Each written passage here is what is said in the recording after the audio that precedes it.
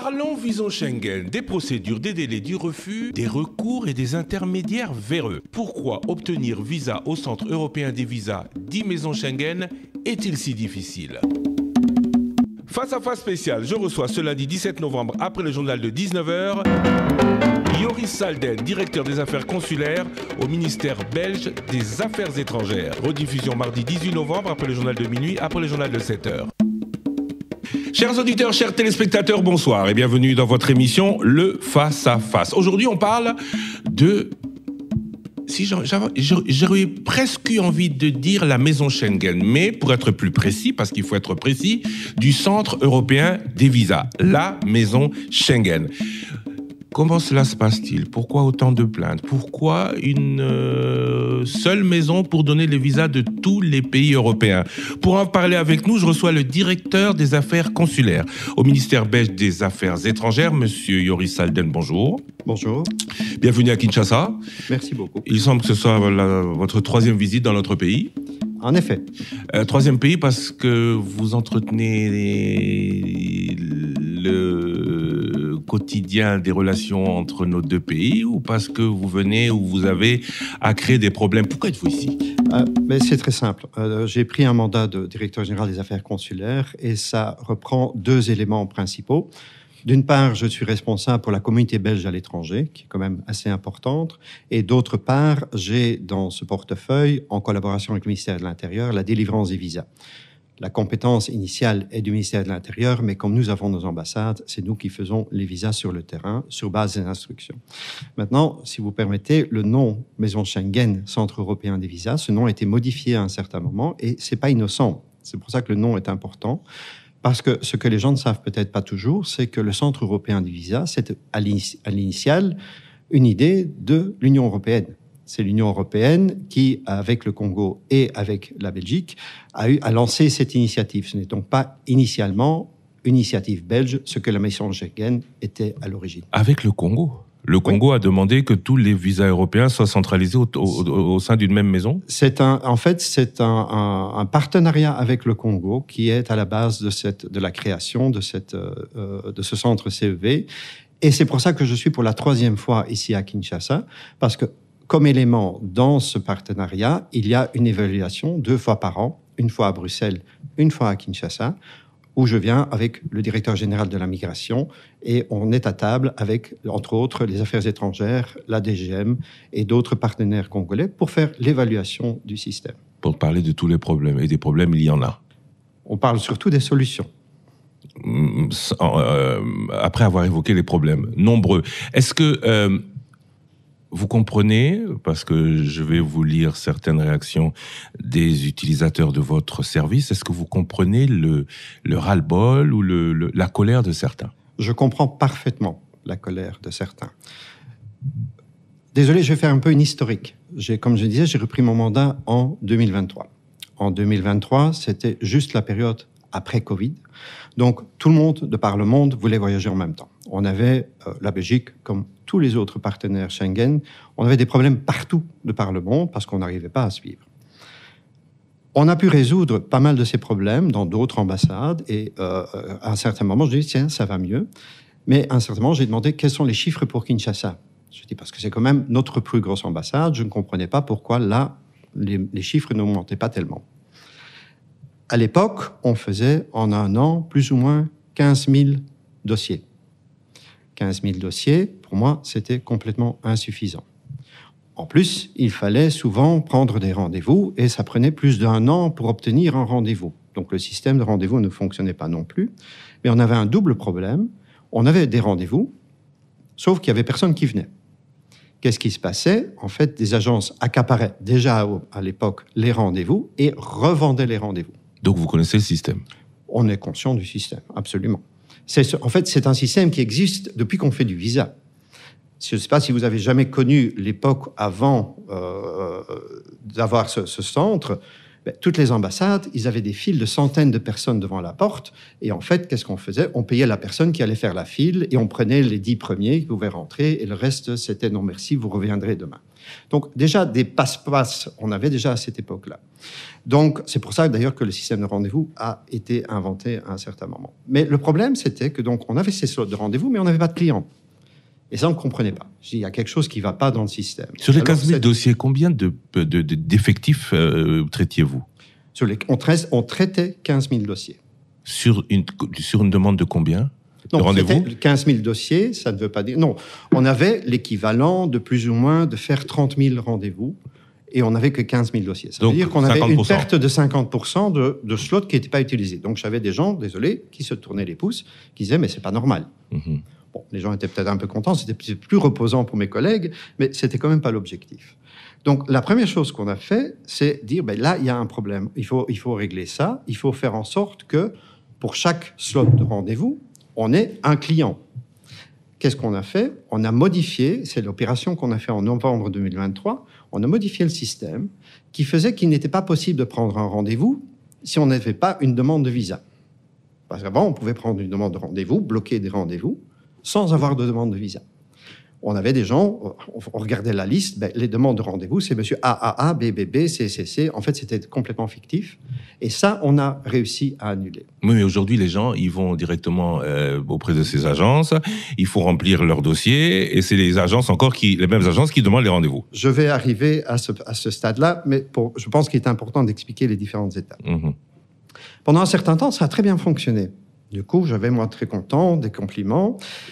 Et j'ai dit, c'est bien, ça marche. Combien de demandes?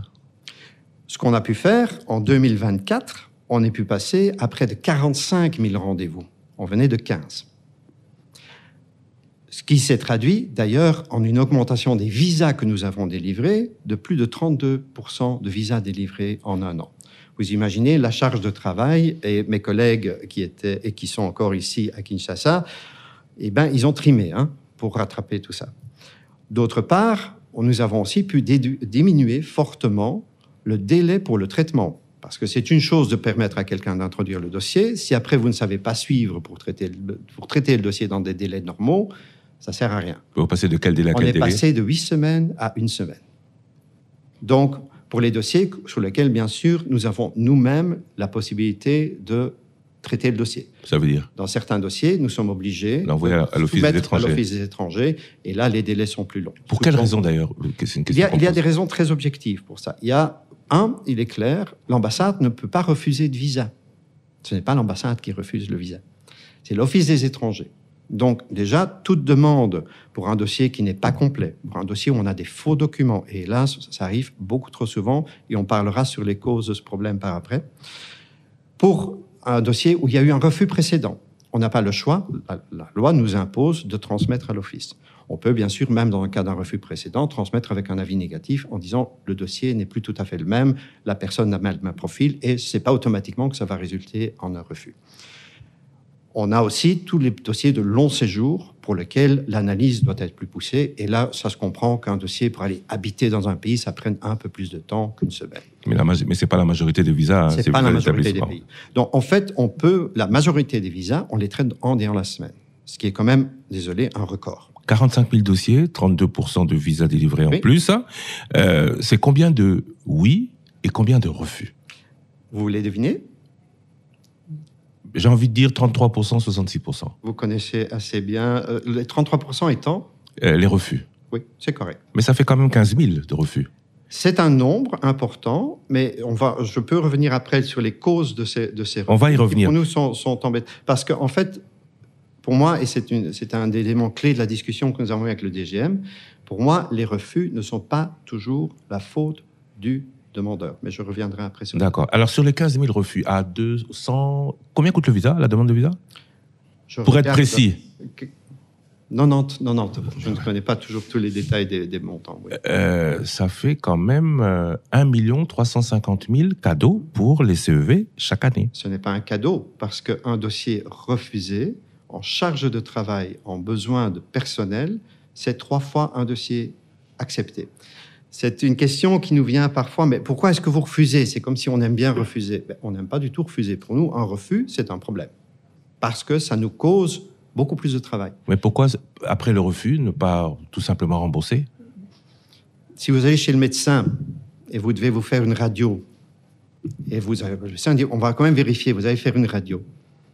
Mais vous allez quand même aussi payer la radio, même si après le médecin vous dit, mais vous êtes en bonne santé. Oui, mais sur la radio...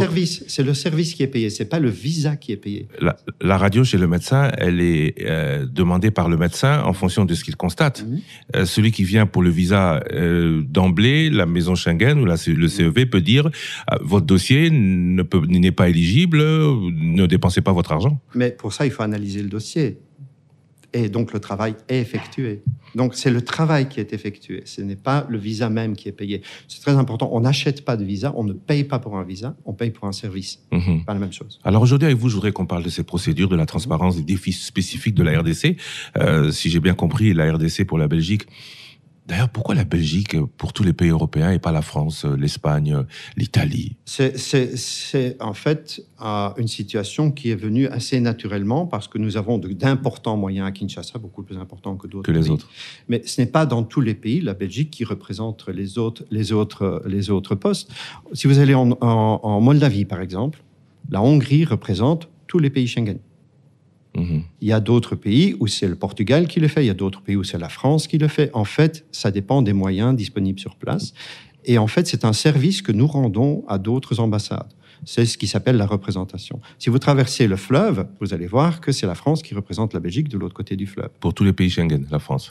Je pense qu'il représente un grand nombre de pays. Je ne connais pas le détail de l'autre côté. Je sais qui nous représente, nous. Pourquoi Maison Schengen au Congo? Parce que vous le dites, la RDC le voulait, ou la Maison Schengen ou le CEV sont présents dans tous les pays africains notamment, pour une facilité des délivrances de visa? Nous n'avons pas une structure similaire partout, mais nous avons une structure similaire dans de nombreux pays. Ça dépend aussi de l'intérêt du voyageur de se rendre en Europe. Nous n'avons pas les mêmes volumes de visas dans tous les pays. C'est souvent, d'ailleurs, le pays qui a le plus de demandes de visa qui est celui qui prend le lead, comme on dit, dans un tel pays. Par exemple, en Asie centrale, c'est l'Allemagne qui représente presque partout la Belgique. Alors, j'ai dit des procédures de la transparence, des défis spécifiques de la RDC, efficacité, délai, du refus, des recours, la lutte contre la fraude, des intermédiaires véreux. Et on a beaucoup de choses à dire, pourtant très peu de temps. Moi, je voudrais commencer par la réaction des auditeurs. On les a conviés à poser beaucoup de questions sur Twitter. Plus de rendez-vous disponibles, tous le disent. 300 à 500 $ via les agences, tous le disent. Quand ils viennent dans notre pays, c'est facile, mais une fois qu'un Congolais demande même le visa de tourisme pour l'Espagne, Schengen, c'est comme s'il demandait le paradis. Il faut qu'on se comporte comme les Burkinabés, nous dit sur Twitter Benjamin Lungundu. Je ne sais pas comment se comportent les Burkinabés, donc je ne vais pas m'exprimer là-dessus, je n'en sais rien. Je sais que nous sommes en train de développer notre capacité visa au Burkina, donc pour la Belgique, en tout cas, je ne pense pas que c'est le bon message. Mais concernant la problématique des rendez-vous, je pense que c'est le mot que j'ai entendu le plus pendant toute cette semaine. Il n'y a pas de rendez-vous, ça c'est faux. Il n'y a pas de rendez-vous. Il y a des slots de rendez-vous, on libère chaque semaine 1000 slots de rendez-vous.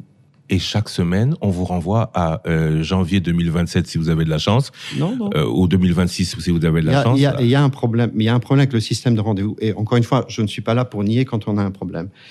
Le problème, c'est que, comme je disais, pour moi, mon objectif, c'est que tout citoyen congolais puisse introduire lui-même sa demande. Donc, faire toutes les démarches soi-même. D'ailleurs, on fait tout et on va encore améliorer notre information pour que le demandeur puisse lui-même faire son dossier. Maintenant, qu'est-ce qu'on remarque? On a un problème d'informatique et le problème principal, il est là. On a remarqué que quand on libère 1000 rendez-vous à 2 heures du matin, ça dure exactement moins de 30 secondes pour que les 1000 rendez-vous soient pris. C'est quoi? C'est dû à quoi? C'est dû à des bots, à des virus informatiques qui attaquent notre système et qui accaparent les rendez-vous.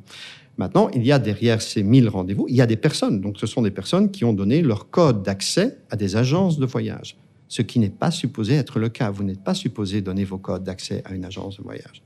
Si demain, tous les Congolais décident d'arrêter de payer des agences de voyage, le système est réglé. Oui, mais ce problème de virus, Ce problème informatique, il peut être réglé par l'informatique aussi. Mais c'est ce qu'on fait. Mais c'est comme un virus. Vous avez un virus, on va vous faire un vaccin. Le virus va muter, vous allez devoir refaire un vaccin. Nous sommes un peu dans cette stratégie-là où on est en train de batailler contre ce système. On a ces dernières 2 semaines, j'ai toute une équipe IT à Bruxelles qui travaille là-dessus. En fait, on travaille de plus en plus et on commence à avoir des améliorations. Pas du tout dans l'ordre de dire que le problème est réglé, mais c'est un point sur lequel on va continuer à travailler. Encore une fois, pour moi, tout demandeur doit pouvoir introduire lui-même son dossier. Et je reviens sur l'autre problème que je mentionnais tantôt, et c'est lié au problème des refus. Ce que font beaucoup de demandeurs, c'est ils disent voilà, je veux aller en Belgique, point. Et c'est l'agence ou l'intermédiaire qui va faire le dossier. L'agence, elle n'a pas très envie de se fatiguer. Donc, qu'est-ce qu'elle va faire ? Elle va faire photocopie du dossier précédent, on va ajouter quelques preuves qui n'ont rien à voir. Et en fait, le demandeur vient nous présenter un dossier où la moitié des documents sont faux. En fait, le demandeur est une victime dans ce système. Et un des points sur lesquels vraiment on va insister, c'est inciter les gens qui travaillent et qui sont victimes, parce que vous avez un refus, après c'est plus difficile pour obtenir encore un visa, de porter plainte. De porter plainte auprès des autorités congolaises, pas chez nous, nous n'avons pas d'autorité policière, heureusement. Mais auprès des autorités congolaises, est-ce que cela fera foi auprès de vous ? Est-ce que vous en tiendrez compte dans le futur ? Si une plainte a été déposée, c'est un des éléments quand la personne voudra réintroduire le dossier, on espère cette fois-ci avec les documents exacts, c'est un élément qu'on pourra ajouter, de dire, mais en fait, mon refus précédent, mais en fait, je me suis fait arnaquer. Je pense que c'est important de pouvoir... C'est nouveau, c'est depuis hier, quand j'ai rencontré... Ça, c'est la solution que vous avez trouvée. C'est une des solutions pour les faux documents et les refus qui sont créés par ces agences. L'agence ne va bien sûr jamais dire « le visa est refusé parce que j'ai mis des faux documents dedans ». L'agence, elle va dire « c'est l'ambassade, la méchante ambassade qui a refusé ». Donc, on veut vraiment travailler main dans la main avec les autorités congolaises pour s'attaquer à ce problème. Donc, il y a d'une part le problème informatique sur lequel on travaille, mais il y a d'autre part ce système d'arnaque de faux documents qui vraiment, pour moi, encore une fois, je ne pense pas que le demandeur congolais lui-même crée systématiquement des faux documents. Souvent, ils sont d'ailleurs très bien faits. Ils demandent chez nous une analyse plus... Donc, il y a que ces 2 raisons pour vous. Certains disent, et n'hésitent pas à dire, qu'il y a des complicités internes qui font que... Complicité interne. Moi, la première chose que je dis, vous avez des preuves, dénoncez. Il y a un système qui fait que... Déjà, il y a un point qu'il faut quand même éclaircir. Personne au CEV, aucun membre du personnel local de notre ambassade n'a accès au système de rendez-vous. Ils n'y ont pas accès. Donc, ils ne savent pas changer un rendez-vous, ils ne savent pas avancer. Si quelqu'un du CEV dit « vous me donnez un petit bakchich, je vais résoudre le problème », dénoncez-le, il est en train de vous arnaquer parce qu'il ne sait pas le faire. C'est techniquement pas possible. Le système est géré à Bruxelles. Donc, ces légendes, et j'en entends pas mal, non, je n'y crois pas. Par contre, si quelqu'un du CEV, et ils savent très bien, je leur ai fait le même discours lundi quand je les ai vus, quelqu'un du CEV dit je peux vous arranger, dénoncez cette personne. Nous n'acceptons pas la corruption au sein de notre poste, mais pour l'instant, cette légende comme quoi le CEV vend des rendez-vous, ce n'est techniquement pas possible. Je ne mets pas souvent ma main dans le feu, mais là, aucun problème. Je sais que ce n'est pas possible. C'est la première analyse que j'ai demandé de faire. Est-ce que c'est possible? Est-ce qu'on peut détecter? Il n'y a rien. Par contre, ce qu'on a détecté, c'est qu'il y a 4-5 instances au Congo qui capturent tous les rendez-vous qu'on met sur le marché. Donc, chaque fois qu'on met quelque chose de disponible, ces 4-5 instances capturent l'ensemble de ce qu'on met. Et c'est ces instances-là qu'aussi, avec l'aide des autorités congolaises, on va essayer d'identifier pour simplement le bloquer. Maintenant, vous savez comment ça va. Vous bloquez un site, il se recrée un autre le lendemain. Donc, il faut trouver une solution et une parade. Et vous ne savez pas bannir tous ceux qui auraient eu, dans les 30 secondes, vous l'avez dit, ces 1000 rendez-vous. Vous auriez alors 1000 plaintes supplémentaires parce que ce sont des demandeurs. On pourrait, on y a pensé à un certain moment, on annule le tout. À 2h du matin, 1000 personnes en même temps. On annule le tout, mais le problème, c'est qu'on remettrait les 1000 le lendemain et elles seraient de nouveau accaparées. Je pense qu'il faut travailler à la source du problème. Solution d'auditeur, Yves Laungana pour le citer. Pour résorber le problème des rendez-vous serait, par exemple, la soumission des dossiers de demande directement via une plateforme numérique Un peu comme ce que font les Canadiens et les Britanniques. D'autant que les interviews ne sont pas une exigence. Je suis passé voir l'ambassade du Canada pendant que j'étais ici. Et en fait, une des solutions sur lesquelles je n'ai pas eu de réponse, mais on va continuer, je vais à Montréal et à Ottawa justement pour parler de cet élément avec nos collègues canadiens, c'est le nombre de faux documents qui sont présentés. Une plateforme digitale, comment est-ce que vous faites pour détecter les faux documents? Ils n'ont pas pu me donner une réponse satisfaisante. Oui, mais au bout, ce sont vos agents, soit à Bruxelles, soit à Kinshasa, soit à Bruxelles, qui traitent ces documents et qui les vérifient. Mais s'ils ne voient pas le document, si la qualité du scan, la personne fait elle-même son scanning, quelle qualité, comment est-ce qu'on va mettre des critères de qualité de documentation? En plus, ça va rendre la demande pour certains clients encore plus compliquée. Tout le monde n'a pas la même facilité de traiter ce genre de demande en ligne. Par contre, un élément sur lequel nous allons travailler, c'est une digitalisation des dossiers. Pourquoi? Comme je disais, il y a le problème technique du rendez-vous, et ça, j'en suis conscient. Mais il y a un deuxième problème sur lequel on travaille. Comme je le disais, depuis 2023, on a traité 80 000 demandes. Ça vous donne une idée de l'augmentation du rythme d'année en année. Est-ce qu'on est arrivé au plafond? Non.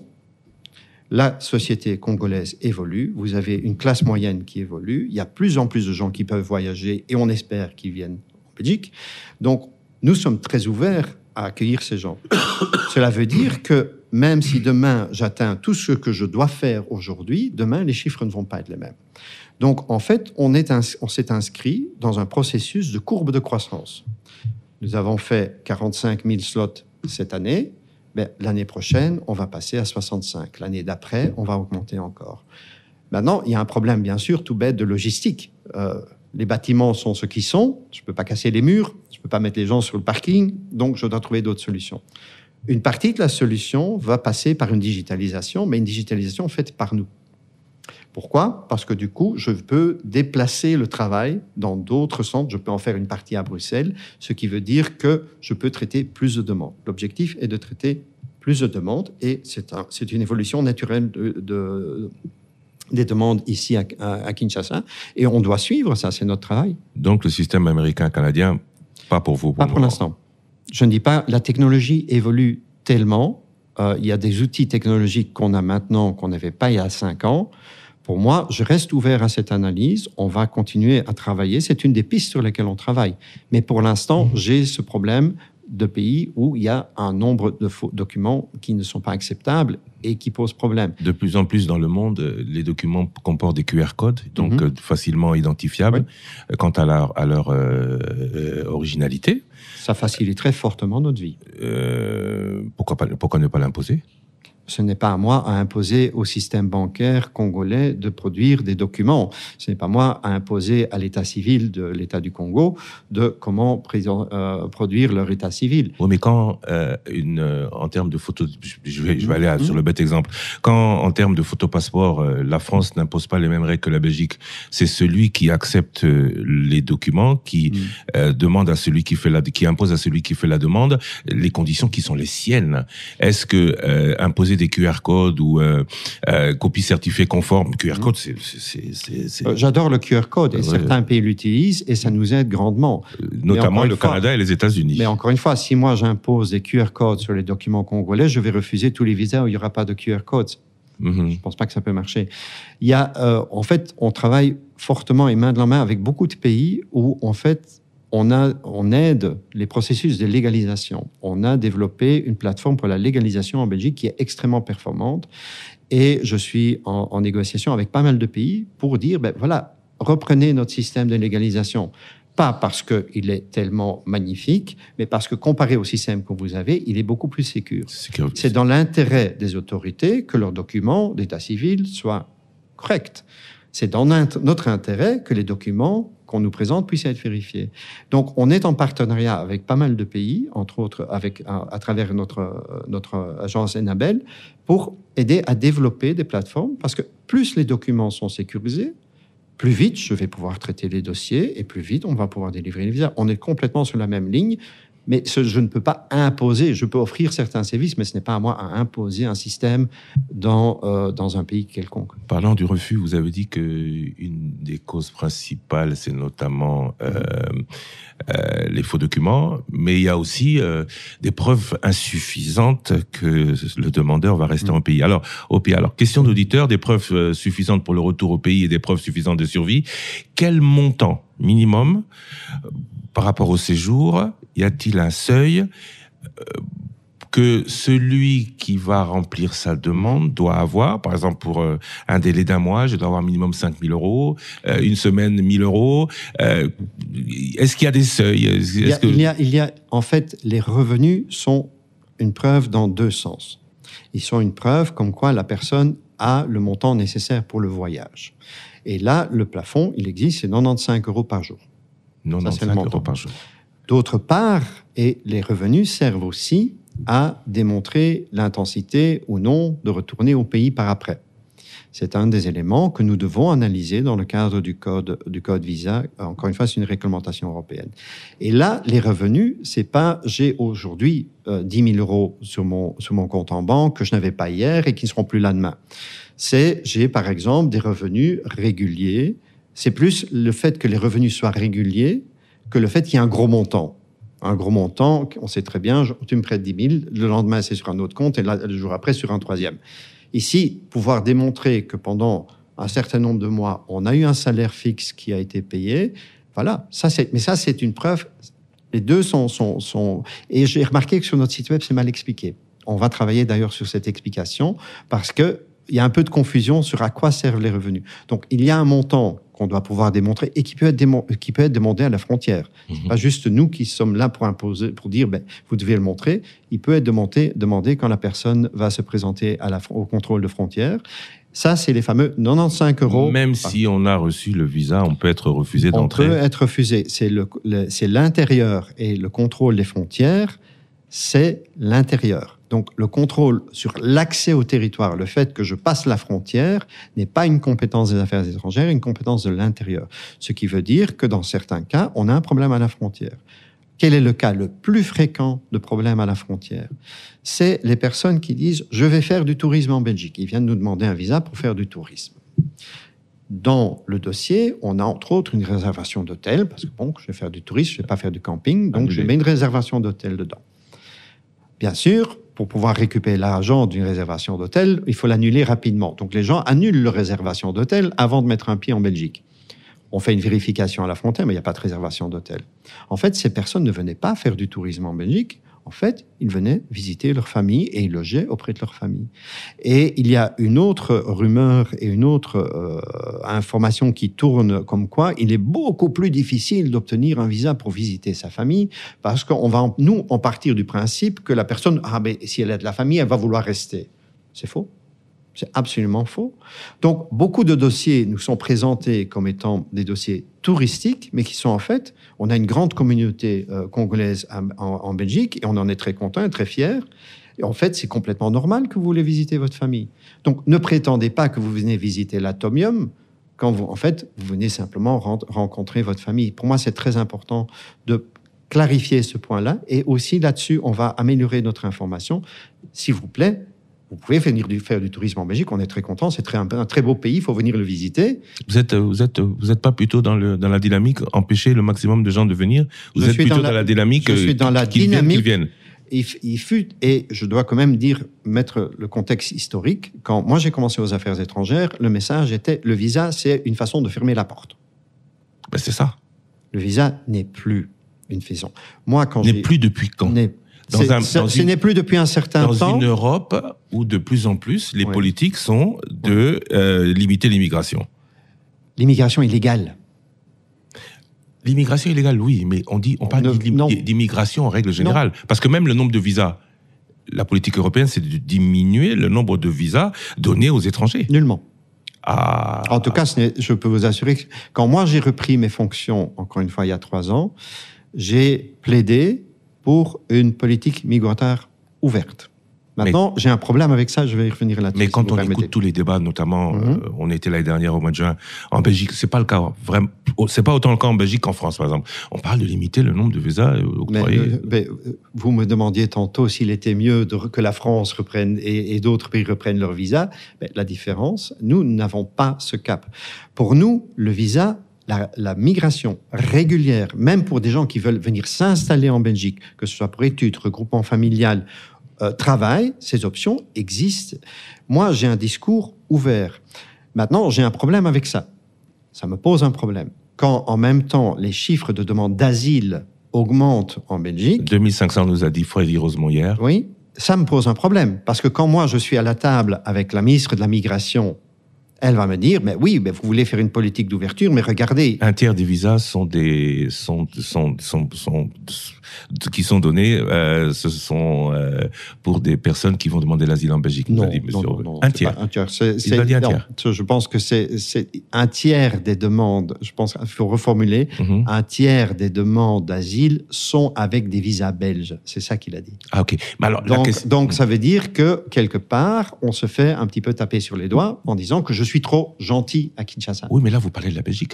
C'est vrai que vous êtes directeur des affaires consulaires belges, mais vous ne parlez pas qu'au nom de la Belgique aujourd'hui. Je parle, mais j'ai le même discours avec ma collègue française quand je suis à Paris, qui me dit, oui, vous devez respecter les règles. Et pour moi, c'est ça le message. Faites des dossiers corrects et on se fera un plaisir d'approuver le visa. N'abusez pas du visa pour rester plus longtemps que nécessaire. Et là, j'ajoute quand même un autre élément qui est important, une autre modification qu'on a fait ici à Kinshasa, c'est on a facilité l'obtention de visas de longue durée. Ça veut dire ce sont des visas qui sont de 6 mois, 1 an, 2 ans, 3 ans, 4, 5, jusqu'à 5 ans. Jusqu'à la limite du passeport, de la validité du passeport. Oui, bien sûr, ça ne peut pas dépasser la limite du passeport. Mais je reviens un peu, si vous permettez, il y a un élément important parce qu'il y a un point que beaucoup de gens ne comprennent pas. Et je profite pour clarifier ce point-là. Si vous avez un visa d'1 an, ça ne veut pas dire que vous pouvez rester 1 an en Belgique. 3 mois. C'est 3 mois en période maximum. De 6 mois. Donc, vous pouvez rester 2 fois 3 mois en Belgique. On a beaucoup de problèmes parce que, comme on est assez généreux, on donne les visas, donc on a délivré plus de la moitié, 55%, sont des visas de ce type-là. Pourquoi ? Parce qu'un rendez-vous, c'est bien, mais ne pas avoir besoin de rendez-vous, c'est mieux. Donc, mais on a des problèmes avec des gens maintenant qui dépassent leurs limites, qui après ont des problèmes avec ça. Donc, il faut vraiment clarifier ce point. C'est donc 3 mois dans une période de 6 mois, donc 2 fois 3 mois. Maximum 6 mois de séjour par an. Et subdivisé sur toute l'année. Voilà. Je reviens à la question précédente. Vous êtes venu exposer ici en qualité de responsable du Centre européen des visas. La Belgique a une politique ouverte en termes de visas, c'est pas bloquer les frontières, c'est ouvrir les frontières. Propos du directeur des affaires consulaires belges. Mais quand l'Italie dit limiter l'immigration, légale ou illégale, quand la France a le même sujet et la montée des extrêmes en Europe n'en est pas qu'à la France et à l'Italie, elle est aussi à beaucoup de pays d'Europe de l'Est, membres de Schengen pour certains. Que dites-vous à ceux qui disent que tout est fait pour empêcher la délivrance des visas ? Moi, je réponds qu'il existe une réglementation, qui est la réglementation européenne en la matière, qui s'appelle le Code Visa. Ce qui veut dire que je ne peux pas limiter les visas de façon artificielle. Donc, je ne peux pas dire, voilà, j'en ai délivré 100, c'est suffit, le reste, je vais refuser.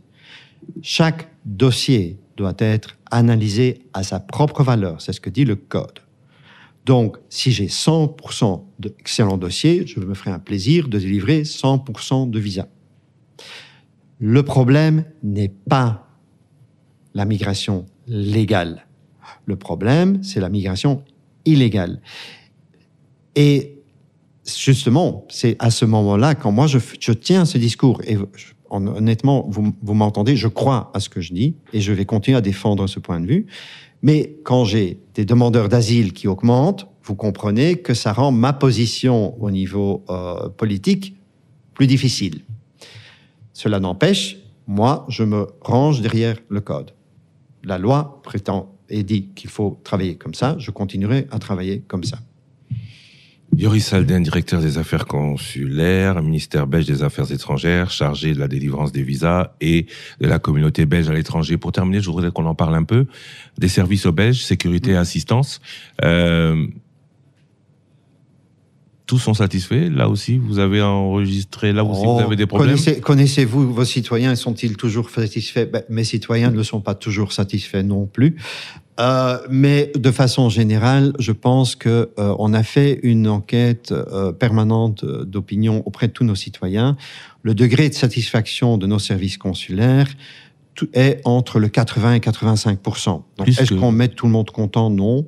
Mais il y a toujours des gens qui ne trouvent que, oui, c'est embêtant de devoir me déplacer pour aller mettre ma biométrie sur un passeport. Oui, mais c'est la loi. Donc, je ne peux pas changer cela. Donc, plus de satisfaction pour les services aux Belges que pour les services des visas? Non. Non, mais encore une fois, la satisfaction pour les services des visas, moi, je ne fais pas que les visas à Kinshasa. En Inde, la satisfaction est très bonne. Nous n'avons pas de problème. Plus qu'ici? Plus qu'ici, parce qu'on a déjà beaucoup moins de documents problématiques qui nous sont proposés en Inde. Le taux de refus est donc plus bas, donc les gens sont plus contents. Mais ça, chaque pays a un profil différent. Une chose, encore une fois, je voyage beaucoup. Encore une fois, le Congo est bien sûr primordial dans mes opérations, mais je fais beaucoup de pays. Et une chose que j'ai appris entre-temps, c'est qu'il n'y a pas un profil de traitement de visa qu'on peut appliquer partout de la même façon. Il faut s'adapter à la réalité locale. C'est pour ça d'ailleurs qu'on investit tellement de travail dans des pays individuels. Vous nous avez fait revenir au visa. On va revenir au service belge. Hein. Oui. Mais puisqu'on parle de visa, message auditeur, espérant Kaingu, je pars au Rwanda pour avoir facilement le visa Schengen. Est-il plus facile d'obtenir le visa dans d'autres pays qu'au Congo? Déjà pas au Rwanda. Pas maintenant. Certainement pas maintenant. Terminons avec les services consulaires. On a de nouveau oublié nos Belges. Oui, on a oublié nos Belges. Mais il y a beaucoup de Belges qui sont nés au Congo quand même. Hein. Oui. Et comment ça se passe avec leur acte civil quand ils doivent prouver qu'ils sont nés quelque part? Vous êtes très compliqué avec les actes de naissance congolais. Et avec tous les papiers. Demander un jugement pour prouver qu'on est né? Mais l'ennui, c'est que l'état civil congolais, et certainement pendant certaines périodes de son histoire, était plutôt compliqué.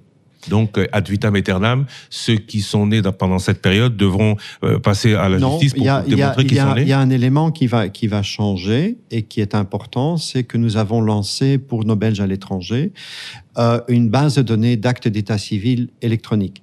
Ce qui veut dire qu'un Belge dont on vient déclarer la naissance, on va transformer l'acte local en un acte belge. Ce qui veut dire aussi que n'importe où dans le monde, il pourra obtenir une copie de son acte. C'est un service supplémentaire qu'on a développé les 2 dernières années pour nos concitoyens. Donc ça évolue bien, service consulaire? Ça évolue beaucoup. Ça évolue beaucoup. Et pour ceux qui sont éligibles, vous avez dit tout à l'heure, on ne va pas empêcher ceux qui ont de la famille d'aller en Belgique, mais pour ceux qui sont éligibles à la nationalité belge, est-ce que des facilités leur sont données aussi? Parce que tant qu'ils sont en République démocratique du Congo congolais, donc ils peuvent pas bénéficier des services consulaires belges, mais une fois qu'ils mettent le pied sur le territoire belge, ils sont nombreux, notamment tous ceux qui sont nés au moment où le Congo était belge. Ils sont de moins en moins nombreux, ils ont tous plus de 60 ans, mais ils existent. Existe-t-il des facilités, des services spéciaux pour eux? Il y a un élément, la nationalité ne fait plus complètement partie des compétences affaires étrangères. Il y a eu un grand changement de loi sur la nationalité belge qui fait que maintenant, on ne peut demander la nationalité belge que si on réside un minimum d'un certain nombre d'années. Je pense que c'est 5 en Belgique. Il y a un processus d'intégration. Donc, avant, il était possible de demander la nationalité belge quand on était à l'étranger. Le Parlement et le gouvernement ont décidé de ne plus faire ça, déjà d'un certain temps. Donc, et la seule chose que nous faisons encore ici, c'est par exemple un acte d'attribution pour la nationalité. Ça veut dire le parent est belge, mais né lui-même à l'étranger. Il faut attribuer la nationalité. Ou un acte de conservation, c'est un enfant qui est belge à la naissance, mais qui n'a pas fait des démarches administratives qui démontrent son intérêt de rester belge. Et là, on peut faire encore un acte de conservation. Mais nos compétences en nationalité ont été fortement limitées. Le reste, ça dépend de la commune en Belgique et c'est là que les dossiers doivent être attribués. Je ne parle pas de vos compétences en matière de naturalisation, je parle de vos compétences en matière d'accès au territoire belge. La législation a changé, vous l'avez dit, pour la naturalisation. Mais la condition sine qua non, c'est la résidence en République au royaume de Belgique, excusez-moi, j'ai dit République démocratique du Congo, la Belgique, tout le monde le sait, est un royaume. Le ministère des Affaires étrangères peut jouer son rôle pour empêcher cet accès à celui qui pourrait, une fois qu'il entre sur le territoire... il faut y rentrer déjà légalement. Mais oui, je parle de cette légalité. Celui qui est éligible selon les papiers qu'il pourrait présenter au CEV, se verrait-il ou verrait-il la difficulté augmenter? Non. Parce qu'il pourrait, une fois arrivé en Belgique, devenir belge? Non. Un demandeur, il existe plusieurs pistes légales et je sais qu'elles ne sont pas faciles. Mais il existe plusieurs pistes légales pour s'installer en Belgique. L'étude en est un. La regroupement familial, c'est la voie la plus utilisée, en est une autre. Le travail, il y a beaucoup de démarches qui sont instaurées pour l'instant pour faciliter le recrutement de travailleurs étrangers.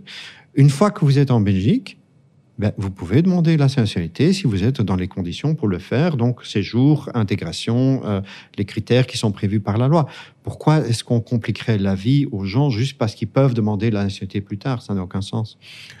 Pour terminer avec une question, on va dire quasiment personnelle, puisque c'est un auditeur qui la pose. Mon couple parrain a voulu renouveler leur visa au mois de juin. On a accordé 18 mois au mari et à sa femme, elle a donné aussi 18 mois avec une seule entrée. Le CEV a reconnu l'erreur et a demandé qu'au retour du voyage, leur couple leur envoie un mail pour obtenir la correction du visa, ce qui a été fait 1 mois après. Plusieurs relances, ils ont finalement réagi au mail disant qu'il fallait prendre rendez-vous pour ce cas. 18 mois une entrée, c'est normalement pas possible dans le système. Donc... Oui, mais le CEV semble avoir reconnu qu'il a fait une erreur. Bon. Il a voulu corriger, mais cette erreur, il la corrige par un rendez-vous qu'il est difficile d'obtenir. Bon, je ne peux pas m'exprimer sur... Vous avez des dizaines de milliers de dossiers qu'on expecte, donc je ne vais pas m'exprimer sur un dossier. La seule chose qui, moi, en tant que un peu quand même expert en la matière, 18 mois une entrée me semble très très bizarre. Normalement, c'est un système, un calcul que le système n'accepterait même pas. Donc, mais je n'exclus pas qu'une erreur. Je dis toujours, ceux qui ne font rien ne font jamais d'erreur. Donc, plus on a fait, plus le risque d'erreur peut arriver. On essaie bien sûr de faire tout ce qu'on peut pour que ça n'arrive pas. Qu'est-ce que je lui dis, moi? Qu'est-ce qu'on lui dit à celui qui fait la demande? Parce qu'il dit le CEV a reconnu l'erreur, mais pour fixer cette erreur, demande un nouveau rendez-vous qui peut prendre du temps et voir la validité du visa. Qu'il envoie un mail à l'ambassade. Monsieur Joris Salden, je vous remercie d'avoir été avec nous aujourd'hui. Bonne fin de séjour, c'est le 3e. Pensez-vous ou comment expliquez-vous la hausse du volume des visas pour la Belgique maintenant, alors qu'hier, il y avait, certains auditeurs nous l'ont dit, plutôt une désaffection pour l'ancienne colonie? Je pense que ça fait longtemps que nous ne sommes plus à définir comme ancienne colonie. Enfin, nous sommes un pays qui est au centre de l'Europe, qui est une porte d'entrée de l'Europe. Nous avons des lignes aériennes directes. Je pense que c'est ça aussi qui facilite. Et j'en suis, encore une fois, très content. Mais pour nous, c'est un défi, comme vous l'aurez compris, mais c'est un défi auquel on s'attelle avec beaucoup d'énergie.